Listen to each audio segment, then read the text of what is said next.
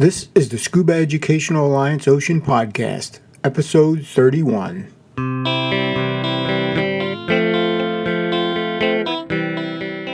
The Scuba Educational Alliance Ocean Podcast is a bi-weekly podcast dedicated to the world of scuba diving, ocean health, sustainability, and fostering a new generation of ocean stewards through diving education. Hello again, everyone, and thanks for tuning in to this latest episode. I'm Jeff Cintrapino, founder and president of the Scuba Educational Alliance of Connecticut, dedicated towards fostering a new generation of ocean stewards. And now, more than ever, we need every ocean steward who will support ocean health and sustainability, as the oceans are really under attack. And today, we're going to talk a little bit about one of those attacks. But before I get to that, I hope that everyone had a happy Thanksgiving. Our weather here in Connecticut was not too bad, but I know there was quite a bit of bad weather across the country and saw the travel issues over the busy weekend. But we did get our first taste of winter weather here with a little bit of snow the other day. Well, it is December, and this is New England. Now this weekend, we are excited to be sponsoring a marine ecosystem and coral awareness program in partnership with our friends at Scuba Shack and Kraken Dive Works in Newington, Connecticut. There are over 20 people signed up for this session this Saturday, and we are really looking forward to meeting them all and engaging in some great conversation about protecting the oceans.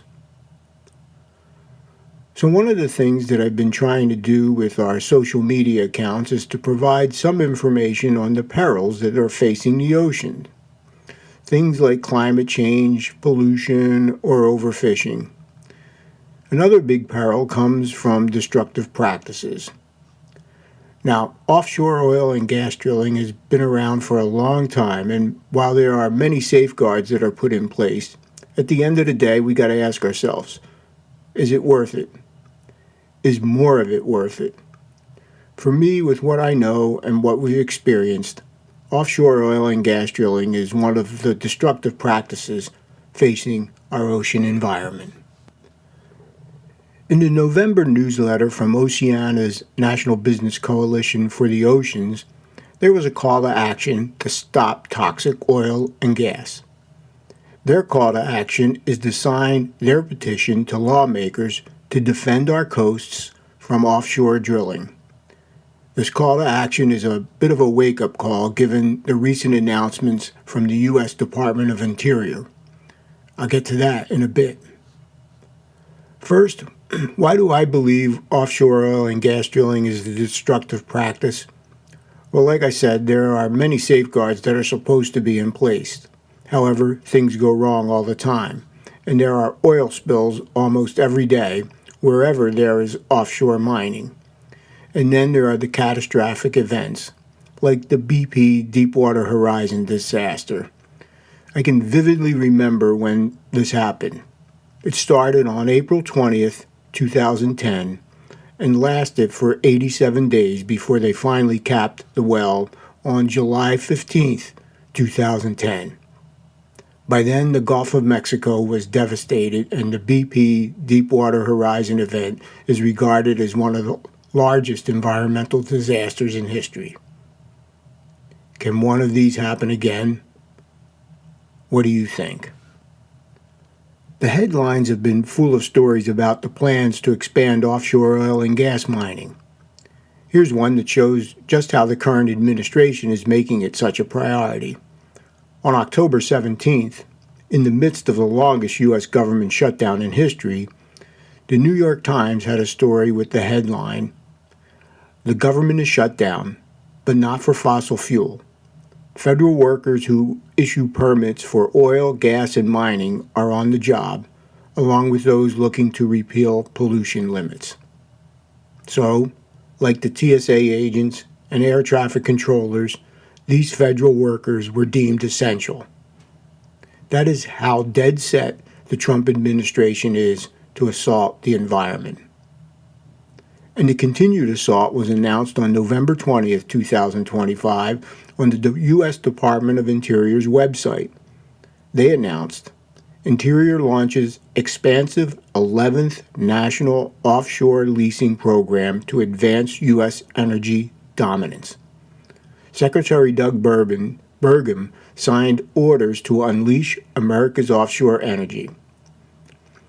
This order terminates the restrictions that were put in place by the Biden administration, no surprise there, and results in a new, expansive National Outer Continental Shelf oil and gas leasing program that's to be implemented by October 2026.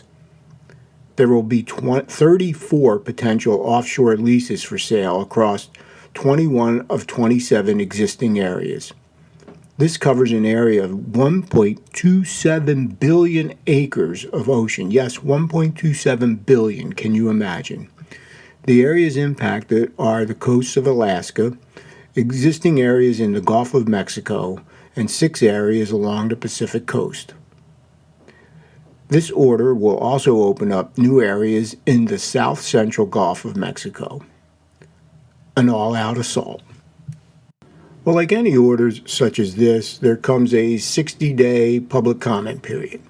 Now, that opened up on November 24th. Not that the government seems to be interested in comments against expansion. Additionally, no public hearings have been held or scheduled. Surprise, surprise, surprise, as Gomer Pyle once said. Can it be stopped? Who knows? Seems like good things take a long time to get implemented, but really bad decisions tend to happen overnight. Now, Alaska's governor is in favor of the new order. But here's something really interesting. Both California Governor Gavin Newsom and Florida's Governor Ron DeSantis are opposed to this latest plan to expand offshore oil and gas near their coasts. Newsom pulled no punches. He said Donald Trump's idiotic plan to sell off California's coast to his big oil donors is dead in the water. We will not stand by as our coastal economy and communities are put in danger. DeSantis indicated that he supports a 2020 memorandum preventing offshore oil and gas leasing in parts of the Gulf of Mexico, including the Florida coast, through 2032. Just to remind everyone, that memorandum was issued under the first Trump administration. He stated, President Trump's 2020 memorandum protecting Florida's eastern Gulf waters represents a thoughtful approach to the issue. The Interior Department should not depart from the 2020 policy. Big Oil is all in on this new order. The CEO of the American Petroleum Institute, Mike Summers, calls this plan a historic step in developing the country's offshore oil resources. He applauds Secretary Burgum. That's what happens when Big Oil funnels at least $75 million to the Trump 2024 election, and that is just what can be traced, not the dark money. In addition to this order, there are also a plan for the Department of Interior's Bureau of Ocean Energy Management to sell leases in 80 million acres of the Gulf of Mexico on December 10th. That's just a couple days away. This is huge and would open up the floodgates for more spills, pollution, and damage to the marine life. Can this one be stopped? Well, environmental groups have filed a lawsuit to stop this. The groups include Earth Justice. Remember, they're there because the Earth needs a good lawyer. Friends of the Earth, the Center for Biological Diversity, the Natural Resource Defense Council, and the Sierra Club. The lawsuit claims that the sale would violate one of the nation's bedrock environmental laws, the National Environmental Policy Act. That law requires federal agencies to look at the possible environmental effects before any actions can be taken. But as we've seen for the past 11 months, ignoring the law is a standard practice with this current administration. Now, I don't know if the case will be heard before the December 10th sell date, but perhaps there can be a delay in the sale of leases until the case can be heard. But we've seen this movie before. Even if the environmental groups are successful in federal courts, there is an immediate appeal, things go on, and ultimately everything now seems to end up at the Supreme Court, which in my opinion right now isn't very functional with their shadow dockets and all these other practices. And here's another example of the absurdity of the situation. You see, both of Florida's senators, Rick Scott and Ashley Moody, along with Lindsey Graham of South Carolina, introduced a bill in the Senate. It's S.3028, and that's called the American Shores Protection Act of 2025. And that is to prohibit oil and natural gas exploration, development, and production in certain areas of the outer continental shelf off the coast of Florida, Georgia, and South Carolina, and for other purposes. And guess what? It only protects these areas for the next 7 years. Now, why is it just these 3 states?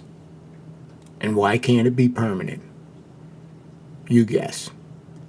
Look, we are in a current state of affairs where there's an all-out assault on the environment, and the future of our ocean health is under attack. One of the things that I learned in my work with the Trade Association and our struggles to address the impacts of the Small Passenger Vessel Act on the scuba industry is that it's really hard to address the negative consequences of bad legislation. It's far easier to stop a bad decision than negate one. And that is where we're at today. In my opinion, so many bad decisions are being made when it comes to the environment and the impacts to the ocean, whether it be from our continued disdain for renewable energies, regulations that protect our water supply, or labeling any scientific data as fake news, will take a monumental effort to course correct.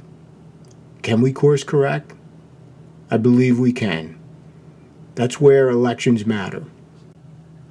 We are now only 11 months from the midterm elections, and that will be the litmus test of whether we can or want to correct course.